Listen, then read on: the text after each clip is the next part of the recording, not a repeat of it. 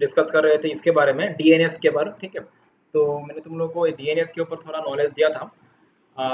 तो डीएनएस से जुड़ा हुआ और भी बातें आज डिस्कस करेंगे हम लोग। और अगर टाइम मिला तो आज हम लोग डीएनएस जो डीएनएस बेस्ड जो अटैक होता है उसका भी हम लोग प्रैक्टिकल करके देखेंगे। अगर आज टाइम नहीं हुआ तो अगला क्लास में देखेंगे। लेकिन इससे जुड़ा हुआ और कुछ बातें अभी बोलना है हम लोग को, क्योंकि डीएनएस बेस्ड अटैक को समझना है तो DNS based attack like DNS spoofing, DNS hijacking, ये सब चीज़ें हैं, तो हम लोग को इसको बारे में समझना है। तो पहले डीएनएस का कॉन्सेप्ट क्लियर होना पड़ेगा।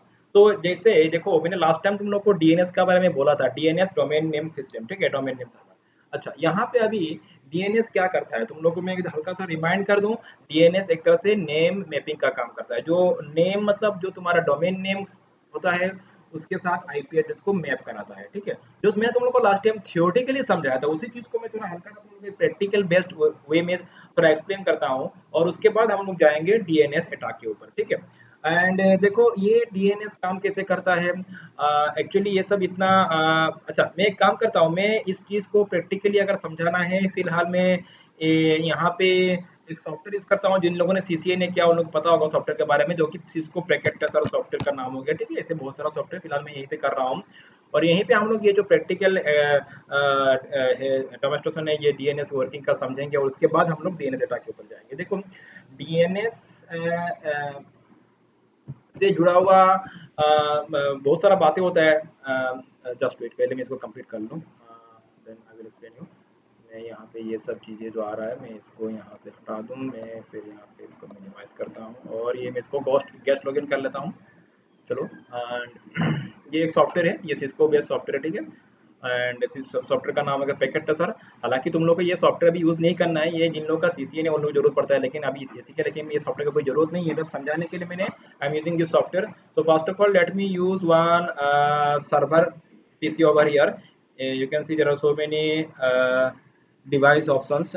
So मैं यहाँ से out of all these options I have to use the server one only. तो अच्छा, मैं पहले first of all let me have PC and then one server. मैं यहाँ पे एक पीसी लूँगा, एक सर्वर लूँगा, एंड तो मैंने दो सर्वर ले लिया, let me have two servers. इसको थोड़ा एंड उसके बाद ये एक पीसी मैंने ले लिया, ठीक है। अच्छा ओके, तो पहले मैं ये सबको कनेक्ट कर लूँ। मैं एक स्विच ले लिया, देखो एकदम बेसिक लेवल पे समझाता हूँ चीज़ों को। मैं कोई यहाँ पे इंटरनेट वगैरह में उसमें नहीं जा रहा हूँ, क्योंकि इंटरनेट में जो वर्क हो रहा है वो इसी बेस में हो रहा है। तो पहले यहाँ पे समझ जाओ तो वहाँ पे समझ जाओगे ऑटोमेटिकली। तो मैं ये सबको पहले जोड़ देता हूँ, ठीक है। मैं यहाँ पे स्ट्रेट केबल यूज़ करते हुए एक एक को मैं कनेक्ट कर लेता हूँ। तो ये मैंने ये कनेक्ट कर लिया। इसको मैं क्यों ले रहा हूँ, क्या ले रहा हूँ, मैं समझ में आ जाएगा थोड़ा देर बाद। बस मैं एक बार इसको यूज़ कनेक्ट कर लूँ। अच्छा, अभी देखो मैंने यहाँ पे 3 डिवाइस लिया, एक नॉर्मल पीसी, एक 2 सर्वर ले लिया, ठीक है। एंड इसमें से जो एक सर्वर है इसको मैं बनाऊँगा, इसमें से जो एक सर्वर है इसको मैं बनाऊँगा वेब सर्वर, एंड दूसरा जो है उसको मैं बनाऊँगा डीएनएस सर्वर, ठीक है, डीएनएस सर्वर। अच्छा, तो डीएनएस सर्वर का वर्किंग को समझने के लिए वेब सर्वर का यहाँ पे होना जरूरी है, इसलिए मैंने दोनों ले लिया। And then I will assign IP address. मैं सब में एक आईपी एड्रेस असाइन कर लेता हूँ। फिलहाल मैं नेटवर्क लिंक हो जाए इसीलिए मैं सेम नेटवर्क का ही आईपी डालता हूँ। चलो मैंने इसको 1.1 कर दिया। इसमें कोई गेटवे देने का जरूरत नहीं है। CCNA Y guys will know why it is not required, gateway क्यों नहीं चाहिए पता होगा। फिलहाल मैं जस्ट आईपी देता हूँ यहाँ पे, ये सॉरी ये मैं यहाँ पे इसका दे दिया 1.192.168.1.2, एंड इसका मैं ये कौन सर्वर 1 का दे दिया 1.2, दैट मीन्स ये सर्वर 1 हो गया, और ये सर्वर 0, ये सर्वर 1, ओके। तो इसका 1.2 दिया, इसका 1.1 है, एक बार देख लूँ मैं 1.1 है, तो इसका मैं करता हूँ 1.3, ठीक है। तो एक 1.192.168.1.3 कर दिया। चलो सबमिट मत देना, हो जाएगा। अभी ये तीनों के बीच में लिंक हो जाएगा, तुमको पता है। मैं एक बार लिंक करके दिखा दूँ, पिंग करता हूँ मैं यहाँ पे 192.168.1.3। तो किसी एक को रिप्लाई आया मतलब बाकी भी रिप्लाई आ रहा है, डेफिनेट सा बात है। यहाँ पे तो 3 हो चुका है। यहाँ पे लिंक मैंने 3 डिवाइस लिया, एक नॉर्मल समझ लो ये क्लाइंट पीसी है, एक सर्वर है जो कि डीएनएस, और एक सर्वर है वेब सर्वर। यहाँ पे कोई ये रियल वेब सर्वर नहीं है, कोई रियल डीएनएस सर्वर नहीं है, जैसे ये सॉफ्टवेयर है, सिमुलेशन सॉफ्टवेयर। यहाँ पे कॉन्सेप्ट को समझने के लिए यहाँ पे हम लोग अच्छी तरह से समझ सकते हैं डीएनएस का वर्किंग को, ठीक है। एंड अभी हम लोग क्या करेंगे यहाँ पे, देखो मैं एक काम करता हूँ, इसको एज ए डीएनएस सर्वर की तरह के हिसाब से मैं इसको कॉन्फ़िगर कर लेता हूँ। हालांकि यहाँ पे ये इस सॉफ्टवेयर में कॉन्फ़िगरेशन जो होगा वो रियल कॉन्फ़िगरेशन अलग होगा, ठीक है। लेकिन जस्ट समझाने के लिए मैं यहाँ पे जो भी रिक्वायर्ड कॉन्फ़िगरेशन इसको मैं कर लेता हूँ। इसका ये जो सर्वर मैंने यहाँ पे लिया है, ये सर्विसेज में इसका डीएनएस में जा रहा हूँ, इसको मैं ऑन करता हूँ और मैं यहाँ पे काम करता हूँ 192.168.1 इसका कितना था, 2 था। ओके, एंड मैंने यहाँ पे लिखा www डॉट, जैसे मैंने इसे लिखा datacom.com, ठीक है, दैट्स ऑल। datacom.com मैंने आईपी दिया 1.2 जो कि इसका है, इसका आईपी है 1.2, और मैंने यहाँ पे इसका एक नेम दे दिया datacom.com, टाइप मैंने ये रखा। चलो ओके, बात नहीं, यहाँ पे इसको मैं कर लेता हूँ अभी सेव। अच्छा, ये तो सेव ऑटोमेटिक हो जाएगा, बस इसको क्लोज कर दो, ठीक है। तो यहाँ पे क्या है, इसका सबका मैं यहाँ पे आईपी टाइप कर दूँ ताकि तुमको समझना और आसान हो जाए। यहाँ पे 192.168.1 और इसी को मैं कॉपी कर लूँ यहाँ से। ये कॉपी करते हुए मैंने इसको यहाँ पे पेस्ट कर दिया, और इसका 1.2 और इसका हो जाएगा 1.3। तो आई थिंक हम लोग को समझ में आ रहा है मैं क्या कर रहा हूँ। इसका 1.3 है, इसका आईपी हो गया 1.2, ठीक है, इसका आईपी हो गया 1.1। एक बार देख लो, हाँ 1.2 है उसका, और इसका हो गया 1.3, दैट्स ऑल फाइन। तो समझ लो ये क्लाइंट पीसी है, ये क्या है, यहाँ पे ये क्लाइंट हो गया जहाँ पे यूज़र बैठा हुआ है, ठीक है, ये क्लाइंट है। एंड ये हो गया तुम्हारा क्या, ये हो गया तुम्हारा डीएनएस सर्वर, मैंने लिख के रखा है यहाँ पे, और ये हो गया वेब सर्वर, ठीक है। अच्छा, ये एक्चुअल मतलब ये वेब सर्वर है। अच्छा, ये क्लाइंट है, क्लाइंट अपना ब्राउज़र में जा रहा है, कहाँ पे, अपना ब्राउज़र, ये वेब ब्राउज़र हो गया, ये रियल पीसी नहीं है तो इसमें इस तरह से ही आएगा, ठीक है।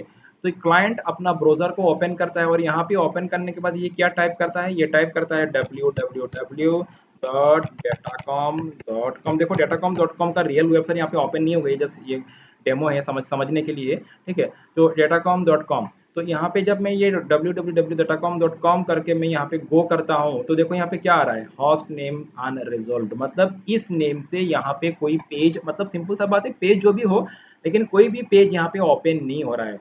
तो कॉन्सेप्ट ये है कि यहाँ पे एक पेज है, यहाँ पे ये जो वेब सर्वर है, इस वेब सर्वर में एक पेज है जो कि डिफ़ॉल्ट पेज है, जो कि एक डिफ़ॉल्ट पेज है, ठीक है, जो कि सिस्को का एक डिफ़ॉल्ट पेज है। लेकिन होना ये चाहिए, मैंने क्या किया, मैंने इस क्लाइंट में आया, मैंने आने के बाद मैं यहाँ पे आने के बाद ब्राउज़र में मैंने क्या टाइप किया, ये थोड़ी देर पहले मैंने टाइप किया था, वन सेकेंड, सॉरी। तो मैंने यहाँ पे टाइप किया था www.datacom.com, ठीक है। तो इस नाम से, ये नाम से क्या हो रहा है, देखो पेज ओपन नहीं हो रहा है, सिंपल सा बात है, होस्ट नेम अनरिजॉल्व्ड दिखा रहा है। अच्छा, मैं चाहता हूँ क्या, मैं ये चाहता हूँ कि इस नाम से भी पेज ओपन हो जाए, किस नाम से, ये जो मैंने लिखा datacom.com www, इस नाम से भी पेज ओपन हो जाए, मैं ये चाहता हूँ, ठीक है। तो अभी तो हो नहीं रहा है, तो क्यों नहीं हो रहा है, क्योंकि यहाँ पे अभी हालांकि मैंने डीएनएस सर्वर यहाँ पे ऐड करके रखा है, लेकिन डीएनएस सर्वर का यूज यहाँ पे हो ही नहीं रहा है, अभी तक यहाँ पे डीएनएस सर्वर का यूज नहीं हो रहा है, जस्ट यहाँ पे इसको ऐड करके रखा है, लिंक करके रखा है। लेकिन जैसे मैंने तुम लोग को लास्ट टाइम एक्सप्लेन किया था, आई थिंक तुम लोग को याद होगा, क्या होता है जब भी कोई क्लाइंट पीसी में कोई यूजर ब्राउजर में जाके कोई यूआरएल में टाइप करता है कि कोई भी वेब एड्रेस, तो होता क्या है, जो क्लाइंट पीसी है वो सबसे पहले किसको रिक्वेस्ट छोड़ता है, सबसे पहले छोड़ेगा डीएनएस सर्वर को, ठीक है। तो यहाँ पे डीएनएस सर्वर कौन है, ये है। तो अच्छा, अभी ये डीएनएस सर्वर को रिक्वेस्ट छोड़ेगा, तो रिक्वेस्ट छोड़ने के लिए डीएनएस सर्वर को, इसको तो डीएनएस सर्वर का भी लिंक आईपी एड्रेस पता होना पड़ेगा ना, क्योंकि इसको तो जा, ठीक है, ये इस क्लाइंट पीसी को इसके साथ लिंक करना है, कम्युनिकेट करना होगा, क्योंकि इसको, इसका क्या चाहिए, इस वेब सर्वर का आईपी चाहिए, तो आईपी चाहिए तो क्या होगा, तो पहले तो इसको इसके साथ कम्युनिकेट करना है, तो इसका आईपी तो सॉरी, इसका आईपी चाहिए, लेकिन इसका आईपी के लिए इस वेब क्लाइंट को इस डीएनएस सर्वर के साथ कम्युनिकेट करना है, तो डीएनएस सर्वर के साथ कम्युनिकेट करने के लिए डीएनएस सर्वर का भी आईपी इसको पता होना पड़ेगा। सवाल बस समझ में आ रहा है मैं क्या बोल रहा हूँ, जो मैंने ऑलरेडी लास्ट टाइम एक्सप्लेन किया था, अभी इसलिए मैं जरा जल्दी जल्दी बोल रहा हूँ चीज़ों को ये इसको अभी डीएनएस सर्वर का भी आईपी पता होना पड़ेगा। तो अभी क्या हो रहा है, अभी के केस में क्या हो रहा है, राइट नाउ इसको डीएनएस सर्वर का आईपी पता नहीं है, इसीलिए क्या हो रहा है, इस यहाँ पे क्या नहीं हो रहा है, इस नेम से आईपी, ये जो नेम है, ये जो नेम है, नेम से एड्रेस ओपन नहीं हो रहा है, मतलब पेज ओपन नहीं हो रहा है, datacom.com में कर रहा हूँ, यहाँ पे नेम से ये पेज ओपन नहीं हो रहा है, क्यों, इसको इसका आईपी पता नहीं है, तो ये इसको रिक्वेस्ट छोड़ नहीं पा रहा है। तो हम लोग क्या करेंगे, यहाँ पे इस पीसी में जाएंगे, टीसीपी आईपी में जाएंगे, देखो यहाँ पे डीएनएस सर्वर का एक ऑप्शन है, जैसे मैंने तुमको लास्ट टाइम बोला था, किसी को डीएनएस सर्वर का आईपी पता होता है, पहले से ही पता होता है, मतलब पता कैसे होता है, या तो यूजर बोलता है, या तो वहाँ पे आके ऑटोमेटिक असाइन हो जाता है। तो अभी तो हम लोग यहाँ पे खुद का ही डीएनएस सर्वर यूज करें, हम लोग को पता है, इसलिए हम लोग खुद ही असाइन कर लेंगे। जो डीएनएस सर्वर का आईपी क्या है, 1.3 है, थोड़ा देर मैंने हम लोग यहाँ पे असाइन किया था, तो यहाँ पे तुम देख सकते हो इसका आईपी 1.3 है, तो मैंने इसका ये जो डीएनएस सर्वर का ऑप्शन है, यहाँ पे आके 1.3 मैंने असाइन कर दिया। अभी चलो देखते हैं हम लोग यहाँ पे www.datacom.com टाइप करेंगे तो होता क्या है, पेज ओपन होता है कि नहीं, पेज जो भी हो लेकिन बस ओपन होना चाहिए, ठीक है। पहले तो होस्ट नेम अनरिजॉल्व्ड आ रहा था, ना यू सी अभी भी आ रहा है, मैंने क्या किया यहाँ पे www.com.com। अभी देखो मैं एक काम करता हूँ, मैं शायद कहीं पे मेरा कुछ इशू हो रहा है, ये तो आना नहीं चाहिए अभी। www.com.com, ठीक है। मैं एक काम करता हूँ, ये पूरा का पूरा एड्रेस यहाँ पे कॉपी कर लेता हूँ, यहाँ पे आता हूँ, इसका डीएनएस ऑन है। ओह अच्छा अच्छा, यहाँ पे एंट्री कुछ है ही नहीं अभी तक। तो एंट्री तो मैंने किया था, पता नहीं क्यों चला गया। फिर से कोई बात नहीं, मैं कर लेता हूँ फिर से एक बार, यहाँ पे इसका एंट्री कर लेता हूँ मैं। ये मैंने कर दिया 192.168.1.2 कर दिया मैंने, ठीक है। और एड, हाँ तब मैंने ऐड नहीं किया था शायद, तो ये 1.2 नहीं, इसका आईपी क्या है, सॉरी मैंने गलत दिया। इसको देखना है, यहाँ पे आईपी लिखना है और यहाँ पे एड्रेस देना है। क्या कर रहा हूँ, दिमाग खराब हो गया मेरा। यहाँ पे इसको करना है और यहाँ पे आईपी देना है, ठीक है। ये मैंने कर दिया सही, इसको करता हूँ ऐड, चलो अभी आ गया। अभी यहाँ पे ये हो गया ऐड। तो लास्ट टाइम मैंने इसको ऐड नहीं किया, इसलिए नहीं हो रहा था। चलो फिर से मैं एक बार तुम लोग को समझा दूँ। पहले मैं एक बार तो यहाँ से इसका, हाँ पहले तो मैं क्या करूँ, एक बार जो पुराना वाला कंडीशन में लेके तुम लोग को समझा दूँ। मैं यहाँ पे जैसे डीएनएस सर्वर का यहाँ पे एंट्री नहीं है, तो जब डीएनएस सर्वर का एंट्री नहीं है तब अगर मैं यहाँ पे यहाँ पे अगर मैं ये टाइप करते हुए एंटर प्रेस करूँ तो होस्ट नेम अनरिजल्व आ रहा है, ठीक है। अभी मैं क्या करूँगा, इसका डीएनएस सर्वर का एंट्री यहाँ पे डाल दूंगा, मतलब इसको बोल दूंगा क्लाइंट को कि तुम्हारे लिए डीएनएस सर्वर ये होगा। क्लाइंट को मैंने बोल दिया कि तुम्हारे लिए डीएनएस सर्वर क्या होगा, ये होगा, ठीक है। तो क्लाइंट क्या करेगा, जब भी इसके ब्राउज़र में कोई भी रिक्वेस्ट आएगा, वो उस आईपी में जाके डीएनएस सर्वर को कांटेक्ट करेगा और डीएनएस सर्वर इसको रिस्पॉन्ड करेगा। क्या इस आईपी रिस्पॉन्ड करेगा, इससे जुड़ा हुआ जो आईपी इसको रिस्पॉन्ड करेगा। तो इसको आईपी जब मिल जाएगा तो देखो, अरे फिर नहीं आ रहा है इसको, चलो रुको मैं एक बार इसको ठीक कर लूँ, उसके बाद आई विल एक्सप्लेन यू। क्या मैंने गलती यहाँ पे कर दिया, मैं जब यहाँ पे एंट्री कर रहा था, मैं डीएनएस में जब एंट्री कर रहा था, तो एक्चुअली यहाँ पे एचटीटीपी लिखना नहीं है, वो तो प्रोटोकॉल है ना, वो तो कम्युनिकेशन का टाइम में यूज होगा। यहाँ पे जस्ट एंट्री करना है, होस्ट नेम को, डोमेन नेम को एंट्री करना है, तो डोमेन नेम की एंट्री के टाइम में ही देना है। अच्छा जो भी हो, तो यहाँ पे ये सही हो चुका है। देखो अभी हम लोग क्या करेंगे, जैसे मैंने क्या किया देखो, अभी इसका, इस पहले तो मैं ये दिखा दूं, इसका जो है यहाँ पे डीएनएस सर्वर का आईपी वो यहाँ पे दिया हुआ है, ठीक है। तो अभी इसको, इस क्लाइंट को पता है, इस क्लाइंट को पता है डीएनएस सर्वर कौन सा है, क्योंकि ये मैंने एंट्री कर दिया तो ये है। तो जब भी यहाँ पे कोई यूआरएल में कोई भी एड्रेस टाइप करेगा, तो वो क्या करेगा, इंस्टेंटली किसको पूछेगा, इसको पूछेगा। तो ये क्या करेगा, इसको रेस्पॉन्ड करेगा आईपी। जैसे मैंने ये टाइप किया, गो किया, करते ही इसने इसको पूछा, इसने आईपी प्रोवाइड किया, किसका, इसका दिया आईपी, इसका आईपी इसको प्रोवाइड कर दिया, और इसने क्या किया, इसका आईपी में जाके इसको कम्युनिकेट किया और ये पेज ओपन हो गया। देखो समझ में आ रहा है ना बात। तो ये होता है डीएनएस सर्वर का रोल। तो अच्छा, यहाँ पे और एक बात है, अगर अगर समझ लो, अगर डीएनएस सर्वर नहीं है, ठीक है, अभी तो ओपन हो रहा है ना पेज, अभी क्या हो रहा है, पेज ओपन हो रहा है। देखो अभी पेज ओपन हो रहा है। अगर अगर डीएनएस सर्वर नहीं है तो मैं एक काम करता हूँ, ये डीएनएस सर्वर का जो लिंक है यहाँ से कट कर देता हूँ, सिंपली सा मैंने अभी इसको कट कर दिया, ठीक है। अभी फिर से मैं यहाँ पे आकर के, सॉरी, इसमें ब्राउज़र में जाऊँ, और ब्राउज़र में जाने के बाद मैं फिर से अगर वही पेस्ट करूँ और गो करूँ, तो देखो अभी नहीं हो रहा है, अभी नहीं हो रहा है। देखो मैंने इस बार गो किया तो देखते हैं क्या आता है रिजल्ट। समय लग रहा है, इतना समय में आ जाना चाहिए, नहीं आ रहा है, मतलब ये रिजोल्व नहीं हो रहा है। इसको, इस क्लाइंट को क्या नहीं मिल रहा है, ये मैं गो में प्रेस कर रहा हूँ, देखो नहीं आ रहा है। तो इस क्लाइंट को डीएनएस सर्वर का क्या नहीं मिल रहा है, डीएनएस सर्वर का कॉन्टेक्ट नहीं मिल रहा है। तो नहीं मिल रहा है तो इसका ये जो यूआर, ये जो नेम है, इस डोमेन नेम का आईपी भी इसको नहीं मिलेगा, नहीं मिलेगा तो पेज ओपन नहीं हो रहा है, सिंपल सा बात है। और जब भी मैं इसको रिकनेक्ट कर दूं, देखो मैं फिर से एक बार इसको रिकनेक्ट कर दे रहा हूँ, तो ये तो बात समझ में आ चुका है आई थिंक तुम लोग को। एक बार फिर से इसको रिकनेक्ट कर दिया, थोड़ा इसको अप हो जाने दो, ठीक है। एंड फिर से हम लोग चेक करेंगे, फिर से चेक करेंगे, एक बार ये लिंक अप हो जाए तो जल्दी हो जाओ भाई। आ, समय ले रहे हो क्यों इतना।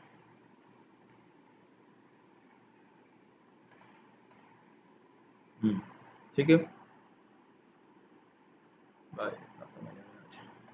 चलो फिर से देखते हैं हम लोग। फिर से मैंने दे दिया, कनेक्शन हो गया उसका। फिर से यहाँ पे देखेंगे, डालेंगे यहाँ पे और गो करते हैं, देखो पेज ओपन हो गया। आई थिंक समझ में आ चुका है तुम लोग को, ये बेसिक कॉन्सेप्ट, ये डेमो सिंपल एक लैब है समझने के लिए। अभी देखो ये डीएनएस हाईजैकिंग क्या होता है उसके बारे में समझना है हम लोग को। डीएनएस हाईजैकिंग क्या होता है, अगर किसी ने इस डीएनएस सर्वर को हैक कर दिया, देखो अभी ध्यान से सुनना मैं क्या बोल रहा हूँ। अगर किसी ने इस डीएनएस सर्वर को हैक कर दिया, ठीक है, इसको कॉम्प्रोमाइज कर दिया, तो होगा क्या, वो क्या करेगा, हैकर ने, समझ लो कोई इलीगल है, मतलब जो हैकर है, मेलिशियस यूजर ने इसको कॉम्प्रोमाइज करते हुए इसका अंदर का जो डीएनएस, ये डीएनएस रिकॉर्ड एंट्री है, ठीक है, इस रिकॉर्ड में वो हेरा फेरी कर देगा। क्या करेगा, यहाँ पे अभी जो समझ लो कि ये एक्चुअली ही ये डाटाकॉम का वेबसाइट है, यहाँ पे ये एक्चुअली ही क्या है, रियल में ये मतलब लेजिटिमेट वेब सर्वर है, मतलब ये डाटाकॉम का ही वेब सर्वर है, ठीक है, और उसका ही आईपी एड्रेस डीएनएस सर्वर में यहाँ पे एंट्री है, सही सही है, यहाँ पे पूरा मतलब कोई फॉल्ट एंट्री नहीं है, कोई मेलिशियस एंट्री नहीं है, लेकिन कोई अगर मेलिशियस यूजर इसको अगर हैक कर ले तो इसका अंदर का जो डीएनएस रिकॉर्ड है इसमें वो क्या कर सकता है, हेरा फेरी कर सकता है। क्या है फिर, मतलब समझ लो नेम तो यही रहेगा, नेम यही रहेगा, लेकिन जो आईपी होगा आईपी को चेंज कर देगा। मेलिशियस यूजर जो अटैकर होगा वो क्या करेगा, ये आईपी को चेंज करते हुए क्या करेगा, वो कोई दूसरा फेक वेबसाइट का आईपी डाल देगा, या तो वो खुद का अपना सिस्टम का जो भी हो, उसने जो भी एक सर्वर बना के रखा हो, जो भी हो,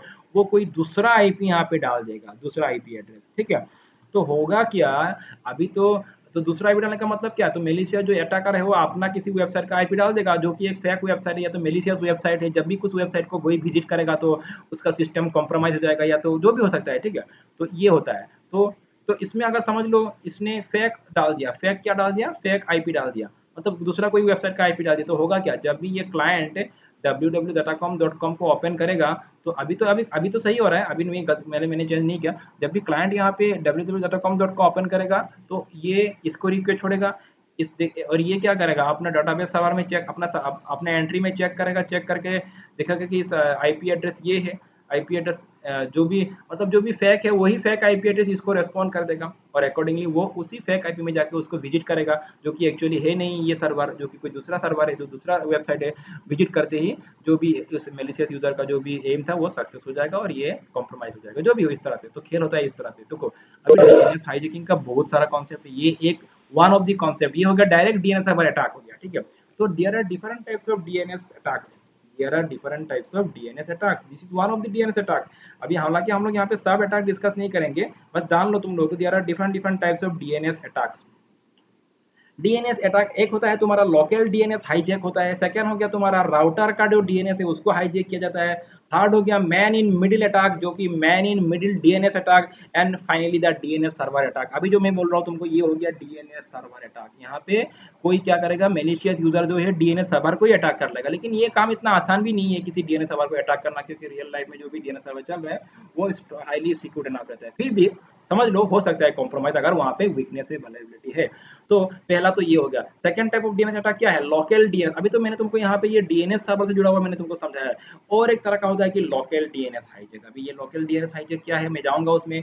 और उसके बाद होता है राउटर डीएनएस हाईजैक, ये भी क्या है इसमें भी जाएंगे, लेकिन मैं हर तरह का अटैक तुम लोग को यहाँ पे नहीं समझाऊंगा। मैं तुम लोग को यहाँ पे मोस्टली जो समझाऊंगा लोकल डीएनएस हाईजैक के बारे में, उसका हम लोग प्रैक्टिकली, ठीक है। तो ये अभी हम लोग समझते हैं ये लोकल डीएनएस अटैक क्या होता है, लोकल डीएनएस हाईजैक क्या होता है, ठीक है। अटैकर्स नॉर्मली क्या करता है, इंस्टॉल करता है किसी क्लाइंट सिस्टम में ट्रोजन या तो मेलवेयर इंस्टॉल कर देता है, और होने उसके इंस्टॉल होने के बाद क्या होता है, वो जो क्लाइंट सिस्टम है उसका जो लोकल डीएनएस सेटिंग है वो हो जाता है चेंज, उसका लोकल डीएनएस सेटिंग हो जाता है चेंज। होता क्या है मैं दिखा रहा हूँ, वेट करो, अभी मैं इसको मिनिमाइज करता हूँ, इसका काम हो गया। यहाँ पे अभी समझना नहीं है हम लोग इसको, तो मैंने तो समझाने के लिए लैब यूज किया था, तुम लोग को यहाँ पे कोई प्रैक्टिस नहीं करना है, बस समझने के लिए। देखो अभी लोकल डीएनएस क्या होता है, जैसे समझ लो अभी मैं अपना सीएमडी को ओपन करता हूँ यहाँ पे, ठीक है। मैंने ये सीएमडी ओपन कर लिया, एंड मैं एक काम करता हूँ। देखो यहाँ पे मैं अच्छा तो दो तीन बातें बोल दूँ पहले मैं तुम लोगों को। जब भी हम लोग कोई वेबसाइट को विजिट करते हैं, ठीक है, अपना ब्राउजर में जाके, जैसे मैंने गूगल को विजिट किया, ठीक है, तो गूगल को विजिट किया इसका मतलब क्या है, मेरे सिस्टम को गूगल का आईपी पता चला। कैसे पता चला, बिकॉज ऑफ डीएनएस सर्वर ने इसको बोला। तो जब एक बार मेरे पीसी को किसी भी वेबसाइट का जुड़ा आईपी जो पता चल जाता है, अल्टीमेटली डीएनएस ही बोलता है उसको, डीएनएस ने इसको बोल दिया आईपी ये है, तो होता क्या है कि ये जो लोकल सिस्टम है, ये मेरा सिस्टम मतलब जहाँ पे मैं काम कर रहा हूँ, ये लोकल सिस्टम क्या करेगा, वो जो आईपी एड्रेस एक बार उसको पता चल गया ना कि उस google.com का आईपी क्या है, तो ये क्या करेगा, उसका वो जो आईपी है इस वेबसाइट का अगेंस्ट का जो आईपी है वो अपना किसी एक लोकल मेमोरी में, कैच मेमोरी में टेम्पररी बेसिस के लिए स्टोर करके रख देगा। क्योंकि सेकंड टाइम जब भी कोई यूजर इस सेम साइट को विजिट करे तो मेरा सिस्टम क्या करेगा, बार बार वो डीएनएस सर्वर को रिक्वेस्ट सेंड नहीं करेगा, वो अपना लोकल जो कैच मेमोरी है वहीं पे जाके उसको देखेगा कि मेरा लोकल कैच मेमोरी में ऐसा कोई एंट्री है क्या google.com का। अगर उसको मिल गया कि लोकल कैच मेमोरी में google.com का अगर रिलेटेड कोई आईपी एड्रेस है तो उसको तो आईपी मिल गया ना, उसको डीएनएस सर्वर तक जाने का जरूरत ही नहीं है। तो लोकल कैच मेमोरी से ही वो आईपी एड्रेस पता कर लेता है, उसको विजिट कर लेता है, उस साइट में वो लिंक कर देता है। इससे क्या होता है, तुम्हारा टाइम कम लगता है, सब टाइम सेव होता है। हालांकि ये तुम लोग को रियल वर्ल्ड में पता नहीं चलता है, लेकिन अगर तुम बड़ा बारीकी से देखोगे यहाँ पे डीएनएस सर्वर को क्वेरी करने के कंपेयर में अगर लोकल डीएनएस कैच में जाके वो क्वेरी करे तो कम, बहुत कम समय में तुम्हारा पेज ओपन हो जाता है, ठीक है। अच्छा, आई थिंक तुम लोग को एक बात समझ में आ चुका होगा मैं क्या बोल रहा हूँ। एक लोकल डीएनएच कैच होता है, मतलब एक लोकल मेमोरी में, लोकल सिस्टम, लोकल मेमोरी में, अपना मेमोरी में कहीं ना कहीं वो जो वेबसाइट है उससे जुड़ा हुआ जो आईपी एड्रेस है उसको कहीं ना कहीं वो सेव करके रखता है। अच्छा, वो कैसे देखेंगे हम लोग उसको देख सकते हैं, ऐसा कोई बात नहीं है, हम लोग भी उसको देख सकते हैं। देखने के लिए हम लोग क्या करना है, कमांड सेशन में जाना है, मतलब अपना सिस्टम का जो कमांड प्रो में वहाँ पे जाना है और यहाँ पे टाइप करना है आईपी कॉन्फिग, ठीक है। आईपी कॉन्फिग टाइप करना है। देखो आईपी कॉन्फिग का तुम लोगों ने लास्ट टाइम यूज सीखा था, लेकिन आईपी कॉन्फिग एक बहुत ही पावरफुल टीसीपी आईपी यूटिलिटी है। इसके मदद से हम लोग बहुत सारा इन्फॉर्मेशन ले सकते हैं। तो जैसे हम लोग ने लास्ट टाइम सीखा था आईपी कॉन्फिग की मदद से लोकल सिस्टम का जो टीसीपी आईपी प्रॉपर्टीज उसके बारे में पता करते हैं, लेकिन इससे अलावा और भी बहुत सारा है। तो जब समय पड़ेगा, जब रिक्वायर्ड जरूरत पड़ेगा हम लोग उसको समझ जाएंगे। तो फिलहाल अभी हम लोग इसका जो डीएनएस से जुड़ा हुआ जो आईपी कॉन्फिग का जो कमांड है उसको यूज करते हैं। यहाँ पे टाइप करना है डिस्प्ले डिस्प्ले डिस्प्ले डीएनएस। तो ये क्या करता है, IP config slash display DNS, ये जो कमांड है इस कमांड को लॉन्च करते ही क्या होगा, तुम्हारा सिस्टम का जो लोकल डीएनएस कैच है वो यहाँ पे दिख जाएगा तुमको। मैं एंटर प्रेस करता हूँ, पूरा लोकल डीएनएस कैच यहाँ पे आ रहा है, क्योंकि बहुत सारा लंबा लिस्ट आ रहा है, कोई बात नहीं, मैंने अलग अलग साइट को विजिट किया था तो उस सब साइट का जो भी मैंने साइट को विजिट किया उस साइट का यहाँ पे साइट नेम, ये एयर रिकॉर्ड, यहाँ पे बहुत सारी चीजें, अभी मैं ये सब समझाऊंगा नहीं। Air record, double air record, triple air record, ये कुछ है यहाँ पे। डीएनएस को, डीएनएस में जब भी एंट्री होता है इसका, एंट्री के टाइम में इसमें इस तरह से एंट्री होता है, एयर रिकॉर्ड मतलब होस्ट रिकॉर्ड, ठीक है, सी नेम रिकॉर्ड, इस तरह से देखो ये देख सकते हो यहाँ पे सी नेम रिकॉर्ड। तो इस तरह से होता है। अब फिलहाल बस इतना सा जान लो कि तुम्हारा लोकल डीएनएच कैच में जब भी तुम कोई साइट को विजिट करोगे उससे जुड़ा हुआ जो भी आईपी एड्रेस है यहाँ पे आके एंट्री हो जाता है, यहाँ पे स्टोर हो जाता है। तो होता क्या है कि जब भी तुम्हारा सिस्टम को, जब भी कोई उस, समझ लो उसी सेम साइट को अगर विजिट करना है, तो तुम्हारा सिस्टम को अगर सेम साइट को विजिट करना है तो वो डीएनएस को फिर से क्वेरी मतलब रिक्वेस्ट सेंड नहीं करेगा, अपना यहीं पे आके चेक करेगा कि जो भी साइट है उसका अगेंस्ट का आईपी एड्रेस है कि नहीं। अगर है तो यहीं से जाके आईपी पता चल जाएगा उसको, ठीक है। तो कम समय में आईपी पता चल गया और साइट को विजिट कर लेगा, बात ये होता है। अच्छा, अभी देखो मैं एक काम करता हूँ, ये जो मेरा लोकल डीएनएस कैच है, इस लोकल डीएनएस कैच को मैं यहाँ से क्लियर कर लेता हूँ। इसको हम लोग यहाँ से क्लियर भी कर सकते हैं क्योंकि ये टेम्पररी है, इसको हम लोग यहाँ पे, ये परमानेंटली नहीं है।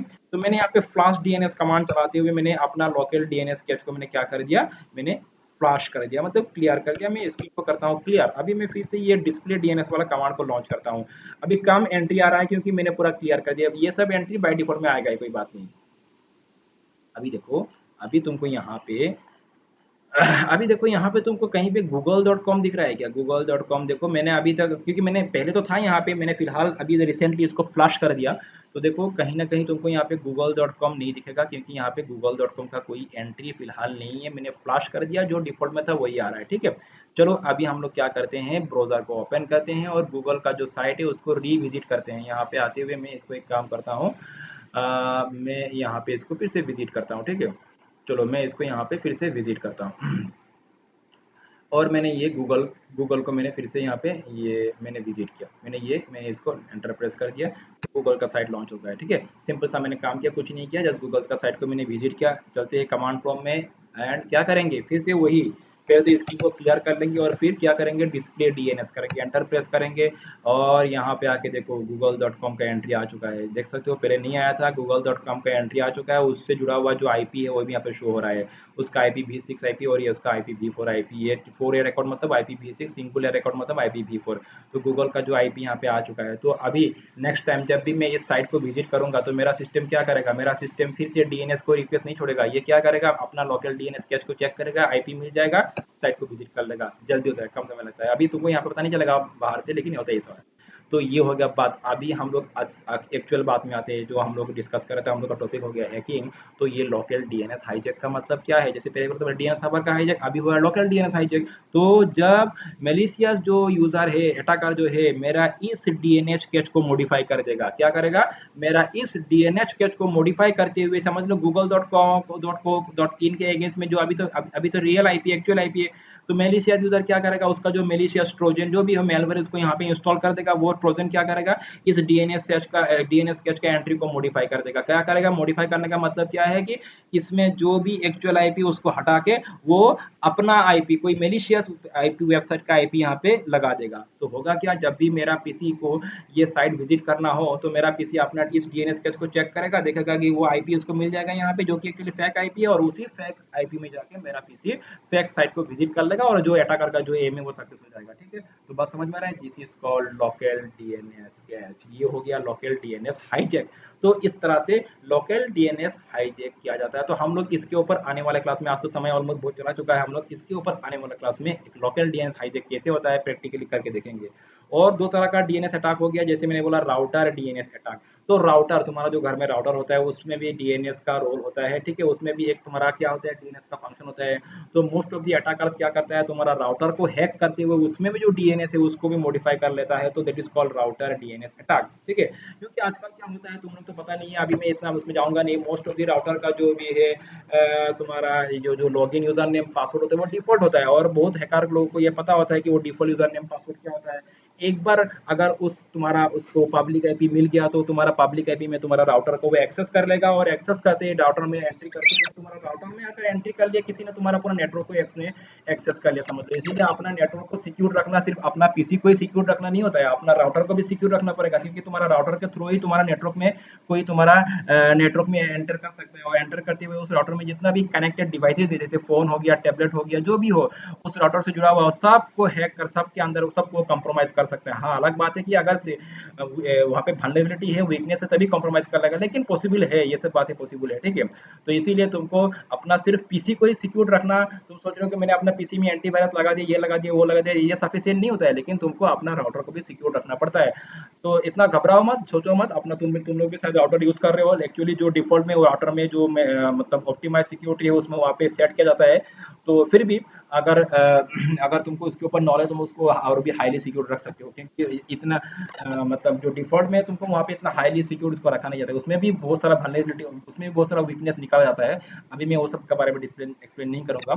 तो चलो, ये हो गया राउटर बेस्ड डीएनएस हाईजैक हो गया, जो मैं अभी तो थोड़ा देर पहले बोला। तो अलग अलग तरह का होता है। पहले मैंने बोला डायरेक्ट डीएनएस सर्वर को हैक कर लेना, सेकंड मैंने बोला कि लोकल डीएनएस को हैक करना, थर्ड मैंने बोला कि राउटर का जो डीएनएस उसको हैक कर लेना, एंड और एक टाइप का होता है कि man in middle attack, man in middle DNS attack. इसमें क्या होता है कि attackers intercept communication between the user and what and the DNS server and provide different destination IP address pointing to the malicious website. समझ में आ रहा है बात क्या बोल रहा हूँ। बीच में एक अटैकर आएगा और क्या करेगा, तुम्हारा और डीएनएस सर्वर के बीच में जो कम्युनिकेशन हो रहा है उसको वो हैक कर लेगा। हैक करते हुए क्या करेगा, तुमने डीएनएस सर्वर को रिक्वेस्ट छोड़ा, रिक्वेस्ट डीएनएस सर्वर तुमको रेस्पॉन्ड करेगा, लेकिन उसके बीच में ही वो तुमको रेस्पॉन्ड कर देगा। डीएनएस सर्वर को रेस्पॉन्ड करने से पहले ही वो जो अटैकर है उस वो क्या करेगा, क्योंकि वो तो तुम्हारा पीसी और जो डीएनएस सर्वर का बीच में जो कम्युनिकेशन हो रहा था, वो तो उसने तो उस कम्युनिकेशन को ही उसने हैक कर लिया ना, उसने इंटरसेप्ट कर दिया। तो तुमने डीएनएस को रिक्वेस्ट छोड़ा, उसको पता चल गया क्या रिक्वेस्ट हो रहा, वो क्या करेगा, तुमने डीएनएस को जो रिक्वेस्ट छोड़ा वो आपने खुद ले लेगा, और खुद लेते हुए वो खुद रेस्पॉन्ड कर देगा तुमको, और डीएनएस से रेस्पॉन्स आएगा ही नहीं, वही बीच में रेस्पॉन्ड कर देगा तुमको। तो ये होता है कि मैन इन मिडिल अटैक। ठीक है, तो आने वाले क्लासेस में हम लोग DNS base man in middle नहीं, दूसरा कोई मैन इन मिडिल अटैक करके देखेंगे, वो अलग बात होगा। तो ठीक है, चलो, आई थिंक तुम लोगों को ये अलग अलग तरह का डीएनएस बेस अटैक मैंने समझा दिया, अलग अलग डीएनएस हाईजैकिंग प्रोसेस क्या होता है, डीएनएस स्पूफिंग अटैक होता है, ये सब यही सब होती है। ठीक है, तो रीडायरेक्शन या तो डीएनएस स्पूफिंग। तो आई थिंक अच्छा, और एक चीज मैं लास्ट फाइनली बोल दूं, बाकी मैं आज खत्म करने वाला हूं, बाकी नेक्स्ट क्लास में आज तो मैं थोड़ा थक चुका हूं, अगला क्लास में तुम लोगों को ये मैं प्रैक्टिकल दिखा दूंगा। और एक चीज क्या है, एक तुम्हारा खुद का नेम नेम रिजोल्यूशन के लिए होता क्या है, ये जो नेम मैपिंग के लिए, मैपिंग का समझ में रहा है ना, कि name to IP address mapping, ये जो मैं इसका बात बोल रहा था, इसके लिए तुम्हारा लोकल सिस्टम में और एक फंक्शनलिटी होता है, और एक फंक्शनलिटी जैसे लोकल डीएनएस क्या तो होता ही है, लेकिन एक और एक चीज होता है जिसको बोलते हैं होस्ट फाइल। क्या बोलते हैं, होस्ट फाइल। और होस्ट फाइल एक तरह का फाइल है जहाँ पे क्या होता है, नेम टू आईपी एड्रेस का एंट्री रहता है। लगा समझ लो कि ये तुम्हारा लोकल डीएनएस सर्वर की तरह हो गया। तो नहीं, डीएनएस सर्वर बहुत अलग तरह का चीज है, बहुत ही एडवांस कॉन्सेप्ट है वो। अभी जो मैं बोल रहा हूँ होस्ट फाइल, ये एक सिंपल फाइल है, मतलब इस तरह से मैपिंग का ही काम करता है वो। मैं दिखाता हूँ कहाँ पे होता है ये होस्ट फाइल तुम्हारा अपना। मैं यहाँ पे विंडोज का बात बोल रहा हूँ फिलहाल। तो विंडोज सिस्टम में सी ड्राइव में जाना, और यहाँ पे एक फोल्डर था विंडोज, उसके अंदर सिस्टम 32 फोल्डर होगा, इसके अंदर चले जाना, और इसके अंदर ड्राइवर नाम का एक फोल्डर होगा इसके अंदर, फिर इसके अंदर होगा तुम्हारा एटीसी फोल्डर। इसके अंदर तुमको मिलेगा ये होस्ट फाइल। ये जस्ट इसको राइट क्लिक करो, एडिट करो किसी भी एडिटर से, देखोगे तुमको यहाँ पे इस तरह से कुछ एंट्री मिल रहा है। फिलहाल मैं यहाँ पे इसको डिलीट करता हूँ। चलो, ये देखो एक तरह का फाइल है, this is a simple host file used by Microsoft viewer. तो यहाँ पे क्या लिखा हुआ है ये देखो, this file contains the mapping of IP addresses to host name. मतलब वही काम है, वही क्या है कि यहाँ पे यहाँ पे आईपी एड्रेस लिखा हुआ रहेगा, समझ लो। ऐसे ही मैं टाइप कर रहा हूँ 192.168.8.9, उसके बाद एक मैंने स्पेस दे दिया, और स्पेस देने के बाद जैसे मैंने यहाँ पे लिखा www.google.com, ठीक है, google.com। तो इसका मतलब क्या है, ये तुम्हारा लोकल होस्ट फाइल है। तो सिस्टम इस फाइल को भी चेक करता है जब भी कोई साइट को विजिट करना होता है। तो इस फाइल में जो भी आईपी एड्रेस लिखा हुआ रहेगा, उसी में जाके तुम्हारा सिस्टम क्या करेगा, साइट को समझ लो कि तुम्हारा सिस्टम को क्या नहीं हो रहा है कि तुम्हारा सिस्टम डीएनएस को रीच नहीं कर पा रहा, या तो लोकल कैच में उसको कुछ मिला नहीं, तो फाइनली वो क्या करेगा, यहाँ पे आएगा। यहाँ पे आने के बाद इसमें चेक करेगा, इसमें अगर उसको मिल गया तो वो उसी साइट में वो विजिट कर लेगा।